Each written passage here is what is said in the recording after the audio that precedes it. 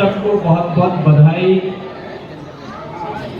कि आपने ये आयोजन किया दिल्ली जैसी जगह पर और उसमें भी एक जैसा बहुत प्रतिष्ठित इंस्टीट्यूशन के भीतर जब आप आदिवासी दिवस मना रहे हैं तो इसके बहुत सारे मायने हैं। हम जिस एम्स को जानते थे वो एक ऐसा एम्स था जो एलीट इंस्टीट्यूशन हुआ करता था, कुछ खास जाति वर्ग के लोगों का इंस्टीट्यूशन था। पहली बार इस इंस्टीट्यूशन से जब वास्ता पड़ा था आज से लगभग 11 साल पहले 2012 के भीतर एम्स में अनिल मीणा ने सुसाइड किया था। अनिल मीणा का सुसाइड था। हम सबको जब खबर मिली और हमने जब पूरा उसकी तह तक गए, उस समय मैं दिल्ली विश्वविद्यालय के भीतर पीएचडी का काम कर रहा था और पहली दफा था पता चला कि किस तरीके का जाति आधार पर भेदभाव इस इंस्टीट्यूशन के भीतर होता है। और उस दिन हम सोच भी नहीं सकते थे कि इस तरीके का कोई प्रोग्राम यहाँ हो पाएगा। लेकिन आज 2023 में जब यहाँ पर हम विश्व आदिवासी महोत्सव मना रहे हैं, दिवस मना रहे हैं, तो शायद अनिल का जो सपना था, अनिल मीणा की जो कुर्बानी थी, आज हम यहाँ से कह सकते हैं कि अगला कोई अनिल मीणा ऐसा नहीं होगा जिसे एम्स के भीतर सुसाइड करना पड़ेगा। और यही हमारी सबसे बड़ी सफलता है आज।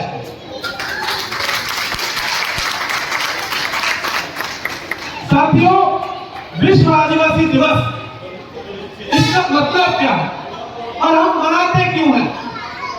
क्या सिर्फ कोई एक त्योहार है कि हम आए, सब लोग आए, अच्छा पहने, जैसा कर सकते थे वो किया, बढ़िया जगह पर आपने मेन्यू रखा, अच्छा खाना रखा, क्या यही है?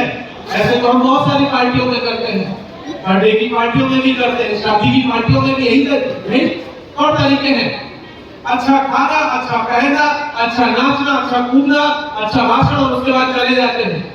तो फिर विश्व आदिवासी दिवस और बाकी के दिनों में अंतर क्या, ये समझना बहुत जरूरी है।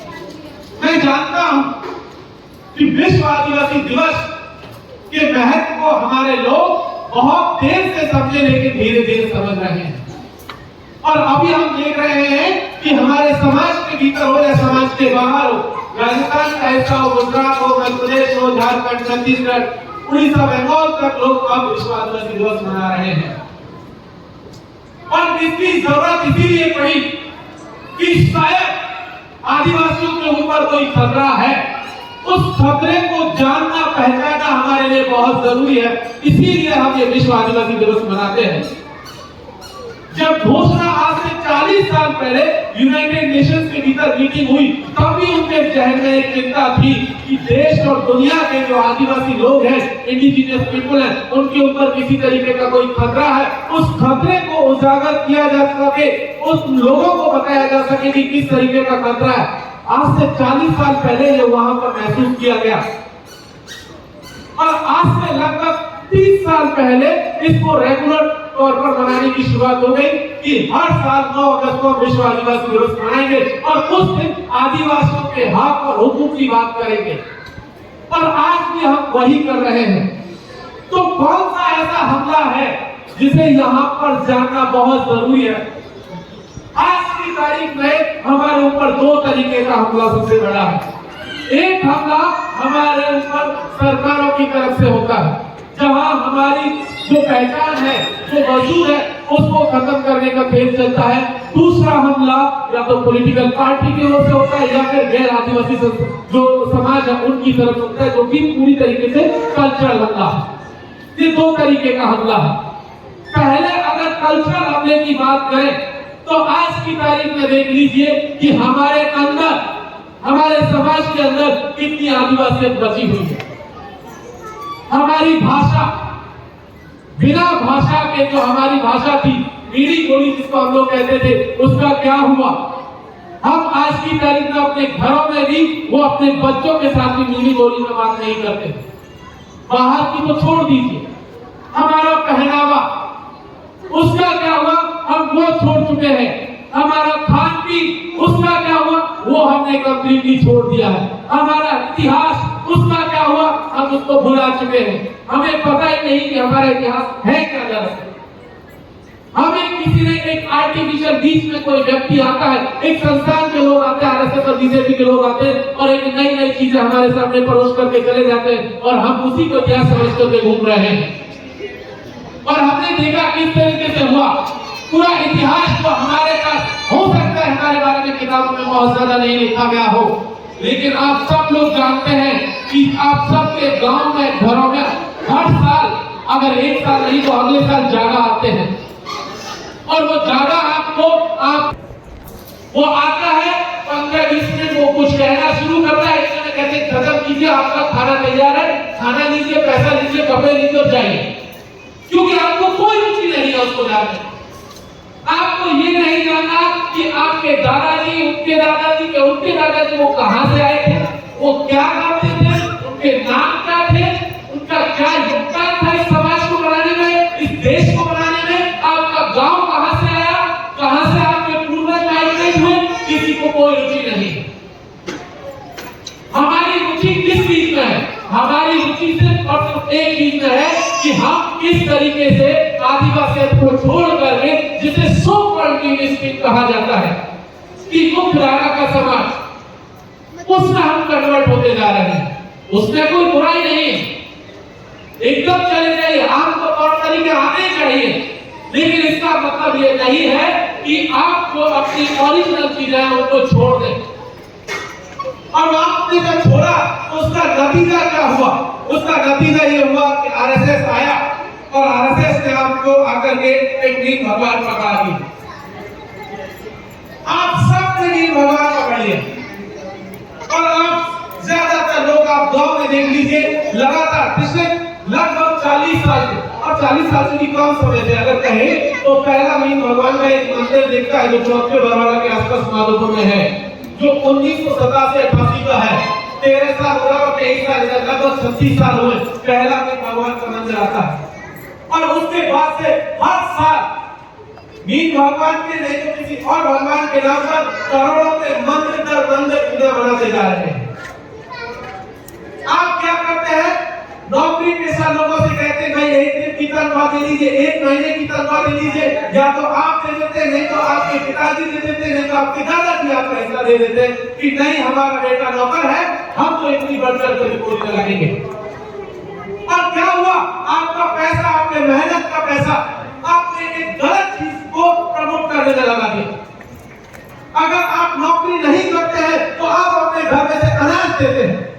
जब अनाज नहीं देंगे तो कुछ नहीं होगा, तो तूड़ी बेच करके देंगे। ये तूड़ी वाला इसलिए कहना जरूरी है कि पिछले दिनों में एक बड़े ब्यूरोक्रेट ने राजस्थान के भीतर कहा था कि बिना, अगर आपके पास पैसा नहीं है तो तूड़ी बेच दीजिए, तूड़ी बेच करके जो पैसा आए उसको मंदिर बनाने में लगा दीजिए। ये जो मंदिर बनाने के लिए जो ब्यूरोक्रेट, जो अब रिटायरमेंट के दौरान पर पहुंच चुके हैं, जिन्होंने 40 साल सिर्फ और सिर्फ या तो सरकार की सेवा की या खुद की सेवा की, अचानक के रिटायरमेंट के समय में याद आने लगता है कि हमें समाज सेवा भी करनी है, क्योंकि जो पैसा इतने 40 सालों में कमाया है ना, कुछ एक नंबर से, कुछ 2 नंबर से, अब उसको तो समाज सेवा में खर्च करना है। और समाज सेवा का तरीका सिर्फ एक है, वह है चुनावी राजनीति की, कहां से टिकट जुगाड़ किया जाए और टिकट जुगाड़ करके और फिर वो जैसी चुनाव जीतते फिर समाज सेवा करना शुरू करते। अब उन्होंने इस चीज को सबसे ज्यादा प्रमोट किया और साल दर साल आप देखेंगे तो किसी ने मंदिर बनाए, किसी ने सभामणि की, किसी ने कुछ औसतता करी, किसी ने कुछ और किया, और इस तरीके से जो ओरिजिनल आपकी चीजें थी उसको आप छोड़ दिए और एक नए तरीके की कल्चर का मंदिर को चाहिए। इससे किसका फायदा हुआ? क्या आपका इससे फायदा हुआ? आप सब लोग जानते हैं कि मंदिर से किसी का कोई फायदा नहीं होता, खास करके आदिवासी समाज का तो बिल्कुल नहीं।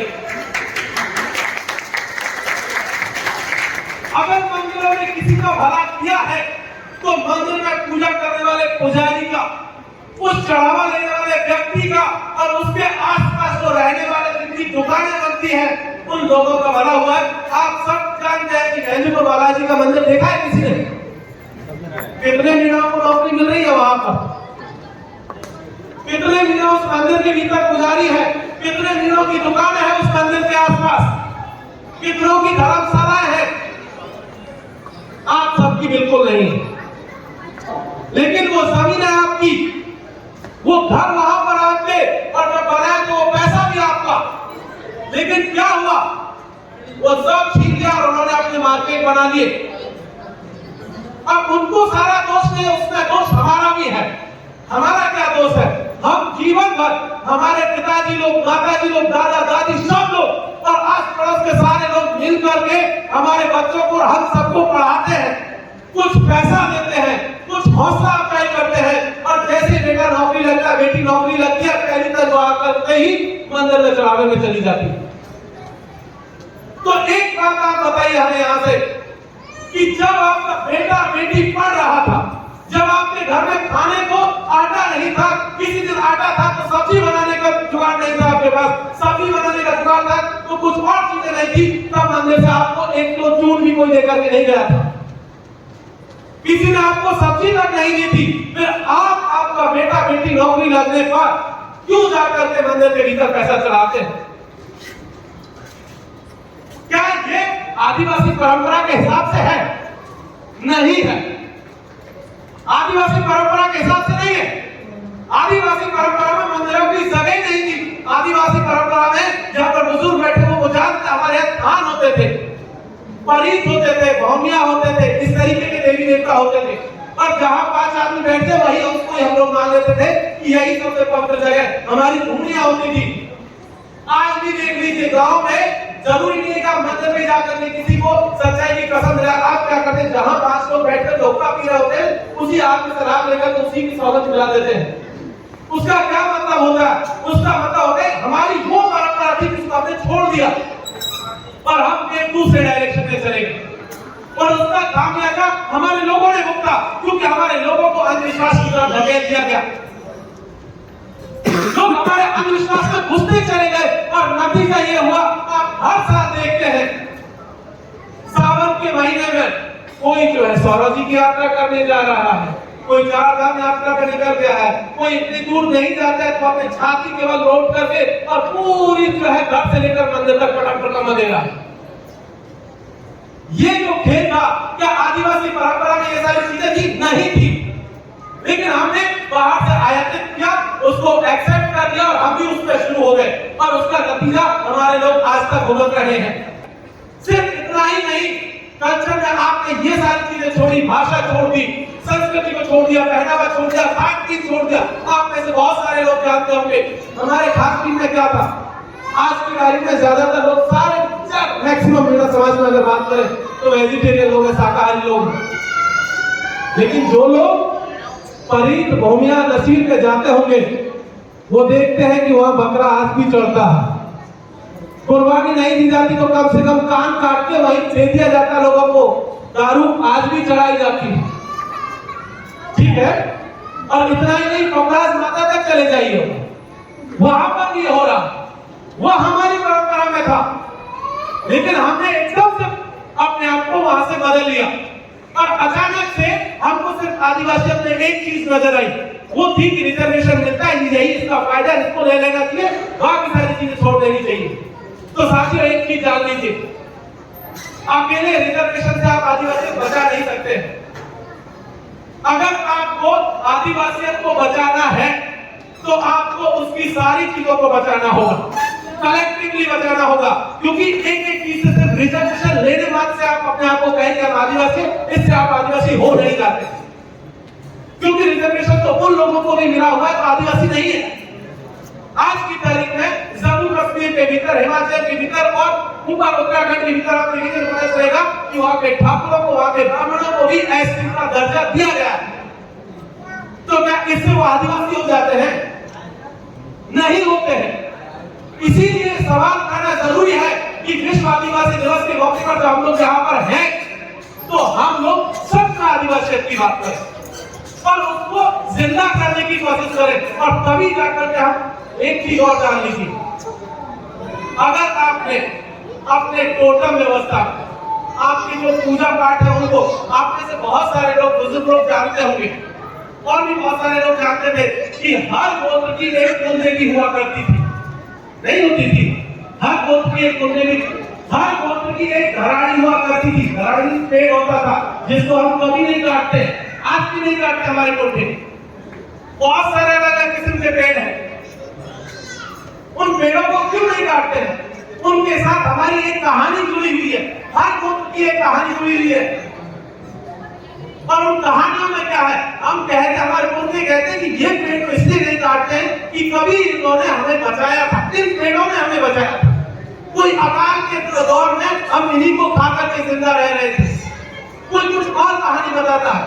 तो हमारा जो रिश्ता था जरूरत से, जमीन से, पेड़ पौधों से, हमने वो सारा रिश्ता अपने आप को खत्म कर दिया और खत्म करके हम अपने आप को जो है दूर कर दिया। इसलिए ये कल्चर हमले के खिलाफ भी एक बोलने की जरूरत है। अब आते हैं दूसरा पॉइंट जिसमें सरकारी हमला आपके ऊपर है। साथियों एक चीज जान लीजिए, आज की तारीख में जो हमला हमारे ऊपर है सरकार की तरफ से, वो है जमीनों पर हमला। आदिवासी बिना जमीन के कुछ नहीं है, ये यकीन मान लीजिए। अगर आपके पास जमीनें नहीं है तो आप अपनी आदिवासियत साबित नहीं कर पाएंगे, ये यकीन मान लीजिए। क्योंकि बिना जमीन आपका प्रकृति से क्या प्रेम है आप साबित नहीं कर सकते। बिना जमीन के आपके कौन से देवी देवता आप ये प्रूव नहीं कर सकते हैं। बिना जमीन के आपका जानवरों के साथ क्या रिश्ता है वो आप प्रूव नहीं कर सकते हैं। बिना जमीन के आप अपने जो पुराने कस्टम्स हैं उनको नहीं प्रूव कर सकते हैं। लेकिन सरकार क्या करे, आपकी जमीनें छीन रही है। अभी आप सब जानते हैं, जो लोग दिल्ली मुंबई एक्सप्रेस में से अपने घर जाते हैं ना, घर जाते हैं, नहीं एक्सप्रेस में बना हुआ है, किसकी जमीनों पे से निकला है? ये किनकी जमीनें हैं? ये आदिवासियों की जमीनें हैं। और सिर्फ अभी तक जो जमीन आपको दिख रही है उस एक्सप्रेस में का जिसका आप मजा ले रहे हैं, सिर्फ मामला यहां तक सीमित नहीं है। इसी सेशन में पार्लियामेंट अभी चल रही है। अभी लगभग एक हफ्ते पहले एक इस देश के संसद ने कानून पास किया है और कानून पास करके पता है क्या कहा? उन्होंने कहा है कि जितने भी एक्सप्रेस वे इस देश के भीतर बने हुए हैं, जितने भी रेलवे के ट्रैक बने हुए हैं, उन सब के आसपास की जमीन, सिर्फ वो ट्रैक और रोड नहीं, उसके आसपास की जमीनें भी सरकार जिस दिन चाहे उस दिन आपसे ले लेगी। अभी तक नहीं ले सकती थी। क्यों नहीं ले सकती थी? इसलिए नहीं ले सकती थी क्योंकि इस देश के संविधान में 3-4 प्रोविजन ऐसे थे जिसमें के जरिए आपकी जमीनें कोई दूसरा नहीं छीन सकता था। ये चीज तो आप जानते हैं ना कि ST/SC की जमीनें कोई दूसरा नहीं खरीद सकता है। ये तो आप जानते हैं ना, सरकार के साथ भी यही चीजें थी। लेकिन क्या हुआ, इस एक्ट के जरिए कहा गया कि सरकार सिर्फ एक नोटिस आपको भेजेगी और उस नोटिस के बाद आपसे सारी जमीनें ले ली जाएंगी। ये इस देश की संसद ने पिछले हफ्ते पास किया। तो जो आप एक्सप्रेस पे देख रहे हैं उसके दोनों तरफ कई किलोमीटर तक की जमीन है, जो आपकी जमीन है, जिस पर भले आप खेती कर रहे हैं, उसका अभी भी आप जो है ना किसी भी तरीके का कोई व्यावसायिक गतिविधि उस पर नहीं कर सकते। इवन चाय का एक खोखा तक नहीं लगा सकते हैं, उसकी भी परमिशन आपको अपने खेत के भीतर नहीं है। वो किसके पास जाएगा? कौन वहां पर लगाएगा? तो वहां पर सरकार ने कह दिया यहाँ पर टाउनशिप डेवलप। टाउनशिप का मतलब ये हुआ कि रोड के दोनों तरफ बड़े बड़े पूंजीपति आएंगे, वहां कॉलोनियां बनाएंगे और उन कॉलोनियों में आकर के कौन लोग रहेगा हम सब जानते हैं। कम से कम ये तो जानते ही हैं कि हमारी औकात उस दिन नहीं होगी जिस दिन वो टाउनशिप डेवलप होगी, हम उसको नहीं खरीद पाएंगे। क्योंकि एक एग्जांपल मैं बताता हूं, यमुना एक्सप्रेस में जब बना था दिल्ली से आगरा होते हुए, तभी यहाँ पर बुलंदशहर के आसपास जो जमीनें बेची गई थी उनका जो सरकारी रेट था, जिस रेट पर वो जमीनें किसानों से खरीदी गई, और उसके अगले साल जब पूंजीपतियों को वही जमीनें बेची गई तब उसके दाम में पता है कितना इजाफा हुआ था? जिस रेट पर वो जमीन खरीदी गई थी उसका 60,000 गुने दाम पर एक साल के भीतर वो जमीन जो है प्राइवेट प्लेयर्स को दे दी गई, पूंजीपतियों को दे दी गई। और आप सोचिए कि जमीन को 60,000 गुना दाम पर सरकार ने पूंजीपति को बेचा है। वो पूंजीपति उसी जमीन में जब कोई घर बनाएगा, कोई दुकान बनाएगा, कोई कॉम्प्लेक्स बनाएगा, मॉल बनाएगा, तब उसको कितने दामों पर बेचेगा? क्या आप बता सकते हैं उसमें से कितने आदिवासी उसको खरीद सकते हैं? नहीं खरीद सकते हैं। और हम हमारी ही जमीन पर, जिस जमीन के मालिक है उस पर जो है अगले ही साल क्या हो जाएंगे मजदूर। ये असलियत है। दूसरी चीज, इसी में सरकार ने क्या किया, पिछले साल पार्लियामेंट का सेशन चल रहा था, संसद का सत्र चल रहा था, एक और कानून पास किया जिसे कहते हैं वन्य जीव संरक्षण अधिनियम। उसमें कहा गया कि देश के 18 इलाकों में जंगली जानवरों की सुरक्षा के लिए एक स्पेशल एरिया डिक्लेयर किए जाएंगे, सेफ जोन बनाए जाएंगे। 18 लोकेशन डिसाइड की गई। आपको बता दूं वो सारी की सारी 18 के 18 इलाके ऐसे हैं जिन इलाकों में आदिवासी रहते हैं। और जब जीव जंतुओं की सुरक्षा के नाम पर वो पार्क बनेंगे तब आप बताइए उन आदिवासियों का क्या होगा। उन तमाम आदिवासियों को, उन तमाम गांवों को वहां से खदेड़ दिया जाएगा और उसी तरीके से खदेड़ दिया जाएगा जिस तरीके से गुजरात के भीतर स्टैच्यू ऑफ यूनिटी बनाया गया था सरदार पटेल का। वो सरदार पटेल के स्टैच्यू को बनाने के समय लगभग 25 से 30 गांव थे जो उस स्टैच्यू के लिए डिस्प्लेस किए गए थे, वहां से उजाड़ दिए गए थे। स्टैच्यू के जो लोग घूमने आएंगे उनके लिए जो पार्किंग डेवलप की गई, पार्किंग गाड़ियों को रखने की, उस पार्किंग के लिए 12 आदिवासी गांव उजाड़ दिए गए। क्यों उजाड़ दिए गए? क्योंकि वो जमीनें या तो चरागाह की थी, ये सवाई चक की जमीनें थी, या ऐसी जमीनें थी जिन पर पट्टे नहीं थे आदिवासियों के पास। वो सारी जमीनें आपसे छीन ली गई। और जब पट्टे की कहानी आती है तो पट्टे की कहानी में भी एक कानून इस देश में बना था 2006 में। उसमें कहा गया था कि जिन आदिवासियों के पास पूरे देश भर के भीतर जमीनों पर पट्टे नहीं है, जिन जमीनों पर उनके घर बने हुए हैं, हम सब लोग जानते हैं कि हम जिस गांव में रहते हैं, जिस गांव के भीतर जहां हमारा घर बना हुआ है, उनमें से 90% घर ऐसे हैं जो आबादी के इलाके में नहीं बसे हुए, या तो चरागाह में है या सवाई चक के भीतर। वो खातेदारी की जमीनों पर कुछ ही % घर है गांव में, लेकिन ज्यादातर चरागाह और सवाई चक में है। और उन सवाई चक और चरागाह में कोई पट्टा आपको नहीं मिलता है तो आपका घर 2006 में कानून ला करके सरकार ने कहा कि आप उस पर पट्टा ले सकते हैं। लेकिन क्या हुआ, इस देश के 3 बड़े पूंजीपतियों के एनजीओ सुप्रीम कोर्ट में 2007 में गए और उनके फेवर में 2019 में एक वर्डिक्ट आया।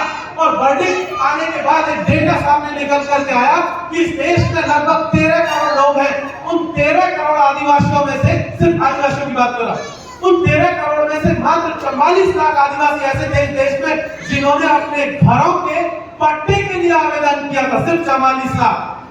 44 लाख में से पिछले साल पार्लियामेंट के भीतर देश की सरकार ने कहा कि हमने मात्र 19 लाख लोगों को अभी तक पट्टे दिए हैं।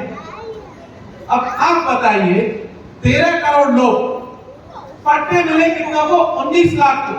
जो बाकी के बच गए हैं 12 करोड़ 89 लाख लोग, उनके पास आज भी जमीनों पर पट्टे नहीं है। आप यही आप में से बता दीजिए एक बार हाथ खड़ा करके, आप में से कितनों के घरों के पट्टे हैं? पट्टे हैं 3 लोग और किसी का 4 लोग। सुप्रीम कोर्ट का वर्डिक्ट कहता है कि जिसके पास पट्टा नहीं है उसे अपना घर जमीन खाली करना पड़ेगा।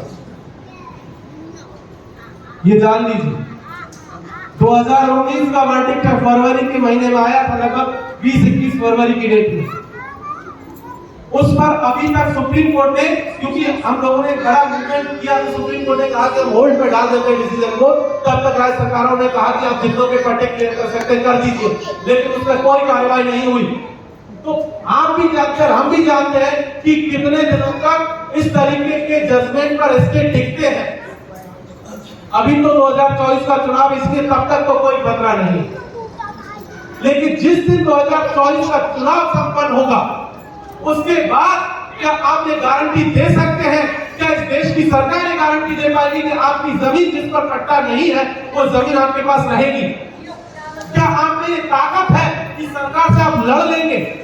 नहीं है,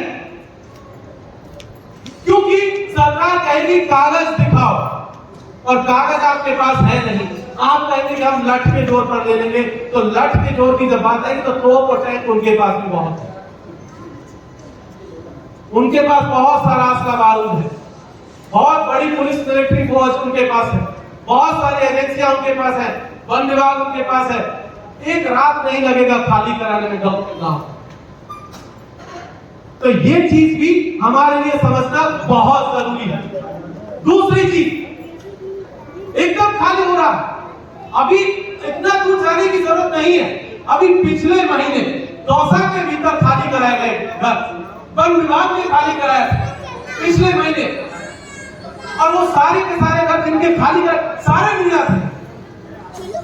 अब किसी की हिम्मत नहीं हुई कि जाकर के तहसीलदार को या वन विभाग के लोगों को कह सके कि नहीं इन घरों को मत उजाड़िए। ना कोई सरपंच बचाने गया, ना कोई विधायक आया, ना कोई सांसद आया, ना कोई मीडिया वाले आए, और ना बाकी के आप लोग गए। उनको उजाड़ दिया गया, और वो आज भी अपने उजड़ा हुआ घर लेकर के, सामान लेकर के रोड के किनारे तिरपाल टांग करके खड़े हुए, बैठे हुए, लेटे हुए। इसलिए ये जरूरी है कहना है यहाँ कि ये हमला आपके ऊपर है। अब आते हैं एक तीसरी चीज पर। जमीन के बाद जो तीसरा हमला हो रहा है वो है आपके आत्मसम्मान के ऊपर, आपके अस्तित्व के ऊपर। हम सब ने देखा मणिपुर के भीतर किस तरीके के वीडियोस आए, सबने देखा ना। मणिपुर के भीतर 2 आदिवासी, एक ही वीडियो अभी तक सिर्फ आया है, पूरे लगभग 100 से ज्यादा दिन बीत चुके हैं। सिर्फ एक वीडियो ने इस देश के और पूरी की पूरी दुनिया के कान खड़े कर दिए कि वो वीडियो कितना खतरनाक था। उस वीडियो में आप देखेंगे कि 2 आदिवासी महिलाओं को एक भीड़ नंगा करके परेड करा रही है सड़क पर। वो कौन है? 2 आदिवासी महिला कौन है? कोई नहीं जानता, लेकिन इंपॉर्टेंट यह है कि वो आदिवासी है।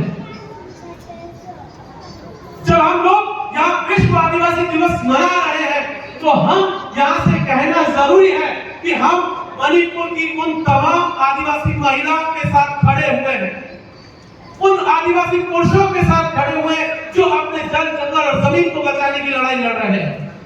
लड़ाई आखिर है क्या वहां पर?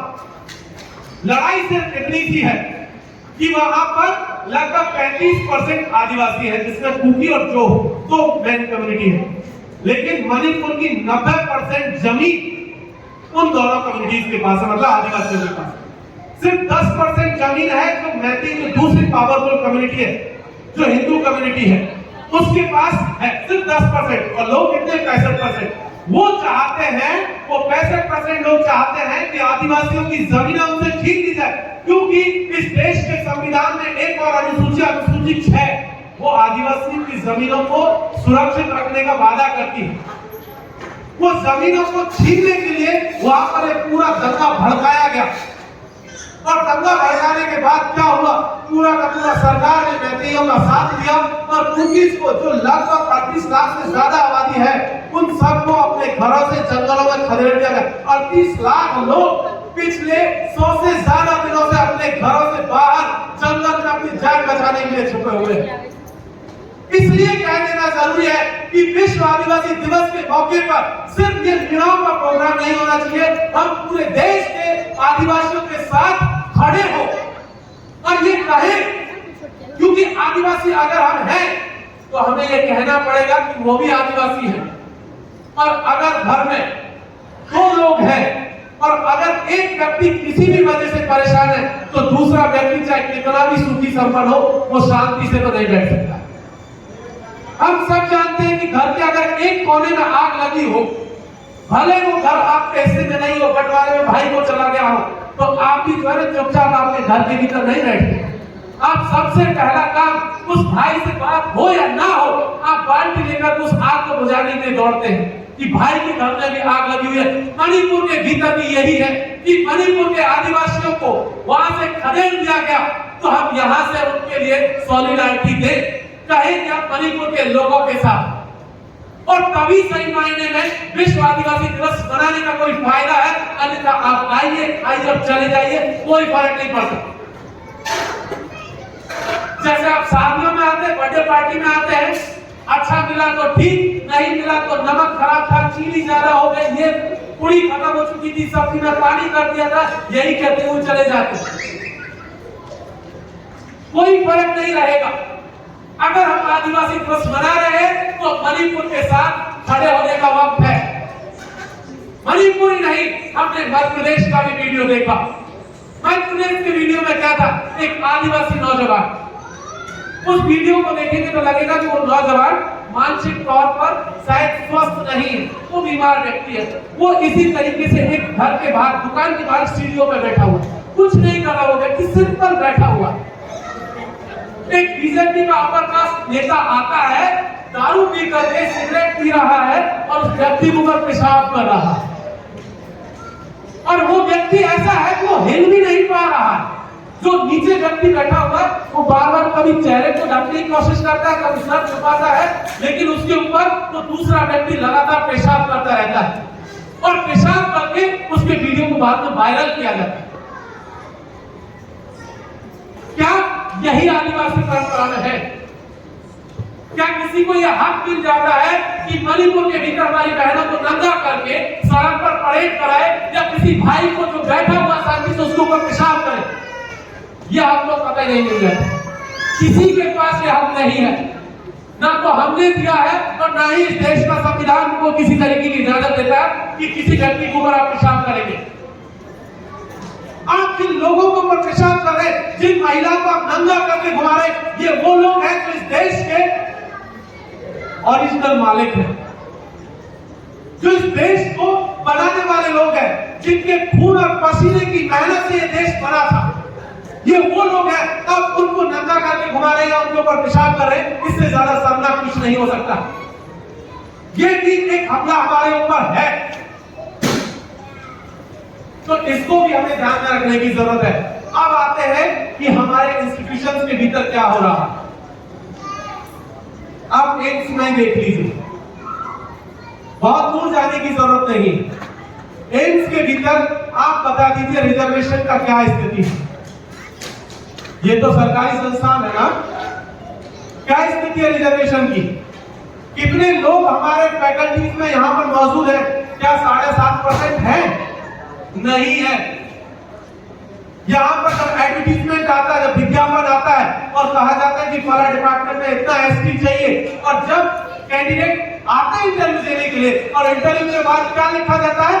NFS, नॉट फाउंड सूटेबल, कहते कोई योग्य व्यक्ति नहीं मिला। अब आप हमें बताइए, इस देश में अगर आजादी के 75 वर्ष बाद भी इन जैसे संस्थान को पूरे भारत 13 करोड़ आदिवासियों में से एक योग्य व्यक्ति नहीं मिल रहा, इसके दो ही चीज हो सकते हैं कि या तो हमारा जो एजुकेशन सिस्टम है उसमें सारे नालायक नकारे लोग भरे हुए, जो उन्होंने इन लोगों को अभी तक काबिल ही नहीं बनाया कि वो योग्य है, या तो ये चीज हो सकती है कि सारे के सारे नालायक हैं, उनको पढ़ाना नहीं आता, उनको लिखाना नहीं आता। क्योंकि हम तो बच्चों को स्कूल भेज रहे हैं, हमारे बच्चे टाइम से स्कूल जा रहे हैं, हम बच्चों की फीस भी दे रहे हैं, सारा कुछ कर रहे हैं, फिर बच्चा पढ़ क्यों नहीं पा रहा? एक बच्चे का समझ सकते हैं कि हो सकता है कि बच्चा दिमागी तौर पर कमजोर हो। क्या पूरा का पूरा आदिवासी समाज दिमागी तौर पर कमजोर है कि आप कह रहे हैं कि योग्य नहीं है? या तो ये चीज हो सकती है, या दूसरी चीज हो सकती है कि आप योग्य होने के बावजूद उनको लेना नहीं चाहते, क्योंकि आपका जो दिमाग में जो जातीय जहर भरा हुआ है, आपके अंदर जो अपर कास्ट हेजेमनी भरी हुई है, वो हेजेमनी आपको इजाजत नहीं देती कि कोई आदिवासी अपने गांव से, खेत से, जंगल से उठ करके आपके बराबर आकर के कुर्सी पर बैठे, इसलिए आप उसको एनएफएस करार देते हैं। और ये चीज देश के भीतर ही नहीं, देश के अलग अलग संस्थानों में देख लीजिए। मैं दिल्ली विश्वविद्यालय में प्रोफेसर हूँ। दिल्ली विश्वविद्यालय की तरह पर लगभग इस देश के जितने भी सेंट्रल यूनिवर्सिटीज हैं, उनमें आप देखेंगे तो पाएंगे 7.5% रिजर्वेशन, जिसकी घोषणा आजादी के समय की गई थी। सेंट्रल यूनिवर्सिटीज में रिजर्वेशन 1997 में लागू होता है पहली बार। सोचिए, आजादी के 50 साल बाद पहली बार केंद्रीय विश्वविद्यालय में रिजर्वेशन की शुरुआत होती है, और वो भी हरियाणा और पंजाब हाईकोर्ट के जजमेंट के आने के बाद 97 में आकर के। अब 97 से अब तक जब आप देखेंगे तो पता चलेगा कि प्रोफेसर में आपका 1% लोग भी नहीं है। यही हाल एसोसिएट का है। असिस्टेंट में जरूर आपको 2.5 से 3% लोग मिलते हैं। 500 है ना, 5 500 अगर फैकल्टी भी है, टीचिंग फैकल्टी भी है, तो 500 के हिसाब से भी आप देखेंगे ना तो कितना होना चाहिए? 35 से 40 लोग के बीच में होना चाहिए। क्या इतना फैकल्टी हमारा है? नहीं है। नॉन टीचिंग में बहुत बड़ी तादाद में लोग यहाँ पर है, लेकिन क्या 7.5% के हिसाब से नहीं है। ये स्थिति आपके खुद के संस्थान की है, यही स्थिति मेरे संस्थान की है और यही देश के तमाम अन्य संस्थानों की है। ब्यूरोक्रेसी जिसको हमारे लोगों ने शुरुआती दौर में लगा कि यही एक रास्ता हो सकता है, उसमें बड़ी तादाद में लोग गए। आज की स्थिति में यह है कि ब्यूरोक्रेसी में 2019 से लेकर 2023 के बीच में कम से कम नहीं तो 1000 से ज्यादा secretary, joint secretary, director, deputy director के पोजीशन पर 50 लोगों को बिना परीक्षा, बिना इंटरव्यू के भर दिया गया सरकार की ओर से। कोई उन्होंने यूपीएससी के एग्जाम नहीं दी। आपका बच्चा यूपीएससी की तैयारी करता है, फिर किसी तरीके से प्री करता, फिर मेंस करता, फिर इंटरव्यू देता, फिर 10 साल नौकरी करता, उसके बाद वो सेक्रेटरी और ज्वाइंट सेक्रेटरी, डिप्टी डायरेक्टर पद पर पहुंचता है। और उन्होंने क्या किया? बिना किसी परीक्षा के उन्होंने सीधे डायरेक्टर और डिप्टी डायरेक्टर और सेक्रेटरी बना दिए। कोई परीक्षा नहीं हुई। ये स्थिति आपके संस्थानों की है, आपकी स्थिति है। जिस रिजर्वेशन की हम कहानी कहते हैं, ये एक स्थिति है और सिर्फ कहानी जिसे अब ये कहता नाम क्या दिया गया? Lateral entry. और क्या कहा गया कि हमें इसके जरिए योग्य लोग मिलेंगे। मतलब आप क्या कहना चाहते हैं? यूपीएससी की परीक्षा पास करके जो व्यक्ति आ रहा है, लड़का हो, लड़की हो, कोई भी हो, ट्रांस हो, जो कैंडिडेट उसमें सड़क होकर जा रहा है, आप कहना चाहते हैं वो योग्य नहीं है, और आप जो बिना परीक्षा के ला रहे हैं वो योग्य है। यही है ना? लेकिन दरअसल कहानी ये नहीं है। कहानी ये है कि वो नहीं चाहते कि रिजर्वेशन के जरिए भी जो लोग आ रहे हैं उनको और आने दिया जाए। उनको रोकने का खेल है और उनको रोक करके डायरेक्टली अपने लोगों को अपॉइंट करने का खेल चल रहा है। और ये कहानी जो यूपीएससी से, ब्यूरोक्रेसी से शुरू हुई, आज की तारीख में वो विश्वविद्यालय में शुरू हो चुकी है, एजुकेशन इंस्टीट्यूशंस में भी कह दिया गया है। प्रोफेसर इन प्रैक्टिस के नाम से लेटरल एंट्री होगी। प्रोफेसर इन प्रैक्टिस, प्रैक्टिस का क्या मतलब? आप प्रोफेसर की प्रैक्टिस कर रहे हैं, प्रैक्टिस करना सीधे प्रोफेसर हो सकते हैं। उसके लिए ना पीएचडी की जरूरत है, ना मास्टर्स की जरूरत है, ना ग्रेजुएशन की जरूरत है। आप प्रैक्टिस कर रहे हैं, आप हो सकते हैं। आपका बच्चे को अगर प्रोफेसर बनना होगा तो बीए भी करनी पड़ेगी, एमए भी करनी पड़ेगी, नेट भी देगा, पीएचडी भी करेगा, सब कुछ करेगा, उसके बाद ही प्रोफेसर हो सकता है। लेकिन उनका बच्चा क्या होगा? वो बिना कुछ किए बन जाएगा। और ये शुरू हो चुका है, प्रोफेसर इन प्रैक्टिस के नाम से मेरे विश्वविद्यालय से शुरू हो चुका है। और हम कुछ करने की स्थिति में नहीं है। हम जो प्रोटेस्ट हो सकता है वो प्रोटेस्ट करते हैं, लेकिन उसको कोई सुनवाई नहीं है। ये किसका नुकसान है? आप सब लोग जानते हैं कि आजादी के समय आदिवासियों की क्या स्थिति थी। पिछले 30 वर्षों में आदिवासियों ने किसी तरीके से व्यवस्था में हिस्सा लेना शुरू किया था। अब आपने उनके दरवाजे फिर से बंद कर दिए किसी दूसरे तरीके से। इसलिए ये लेटरल एंट्री के नाम पर जो खेल चल रहा है, या प्रोफेसर इन प्रैक्टिस के नाम पर जो खेल है, इस खेल को भी समझने की जरूरत है। इस खेल को समझना बहुत जरूरी है। हो सकता है कि हम, हो क्या सकता है, ये तो क्लियर है कि हम लोग तो यहाँ आ गए, लेकिन क्या ये इंश्योर आप कर सकते हैं कि आपका बच्चा बच्ची इन संस्थानों में दोबारा आ पाएगा आपके जाने के बाद? आपके रिटायरमेंट के बाद क्या नई पीढ़ियां आ पाएंगी? नहीं आ पाएंगी। इसीलिए जब हम आदिवासी दिवस मना रहे हैं तो इस चीज को भी इंश्योर करें कि हमारे लोग इन संस्थानों में बने रहे, बचे रहे, अन्यथा एक एक करके सबको बाहर निकाल दिया जाएगा, मार दिया जाएगा।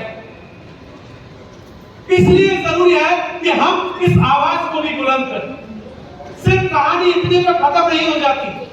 आप पूरे का पूरा अभी के तौर में, अभी जो सरकार उसका डेटा उठा करके देख लीजिए, लगभग अब 89, लगभग 90 के आसपास सेक्रेटरीज है इस सरकार में। एसटी के पता है कितना है? लगभग 2 लोग सेक्रेटरी, सिर्फ 2 लोग। एससी कितना है? लगभग 3 लोग।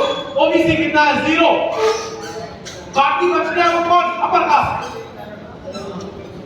ये किसी से नफरत नहीं है, किसी समाज से, लेकिन ये हकीकत है जिसको जानना हमारे लिए भी जरूरी है, ये समझना उन लोगों के लिए भी जरूरी है कि क्या स्थिति है, अन्यथा सब कुछ खत्म कर दिया जाएगा वन बाय वन। इसलिए इस बात को कहने की जरूरत है कि जो स्थिति हमारे सामने है उस स्थिति को भी हम लोग समझें, अन्यथा कुछ नहीं बचेगा। ये बात यहां से कह देना जरूरी है साथियों।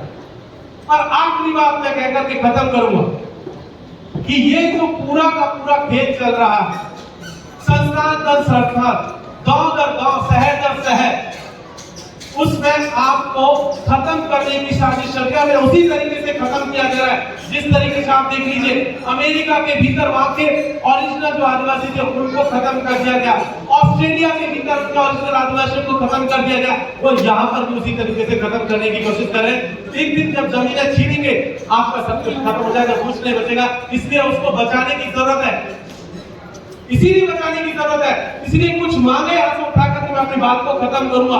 पहली चीज तो इस देश के आदिवासियों की तरफ से हमें उठानी चाहिए कि इस देश में, इस संविधान में अनुसूची 5 और 6 जिसका जिक्र आता है, जो हमारे आदिवासियों की जमीनों को सुरक्षित रखने का वायदा करता है, उस अनुसूची 5 और 6 का विस्तार उन गांवों तक भी किया जाए जिन गांवों में 50% से ज्यादा आदिवासी रहते हैं।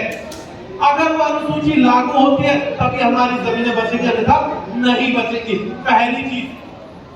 दूसरा, फॉरेस्ट राइट एक्ट 2006 के तहत इस देश के तमाम आदिवासियों को कम से कम, जो भूमिहीन है उनको कम से कम 5 एकड़ सिंचाई योग्य जमीन पर पट्टा दिया जाए। जिनके पास जमीनों पर पट्टे नहीं है उनको कम से कम 5 एकड़ का पट्टा दिया जाए। ये दूसरी डिमांड हमारी तरफ से। तीसरी डिमांड कि वन विभाग को कंप्लीटली खत्म किया जाए। चौथी डिमांड कि हमारे ऊपर एक जो धर्म का हमला चल रहा है, कोई हमें हिंदू बनाना चाहता है, कोई मुस्लिम बनाना चाहता है, कोई ईसाई बनाना, कोई सिख बनाना, कोई जैन बनाना। एक चीज यहाँ से कह देना जरूरी है, इस देश में आजादी से पहले हमारे लिए एक सेपरेट रिलीजियस कोड हुआ करता था, जिसे या तो ट्राइबल कोड कहते थे या इंडिजिनियस होता था, एनिमिस्ट होता था, इस तरीके की कुछ टर्म इस्तेमाल होते थे। ये हमारे लिए सेपरेट हुआ करते थे। आजादी के बाद उसे खत्म कर दिया गया।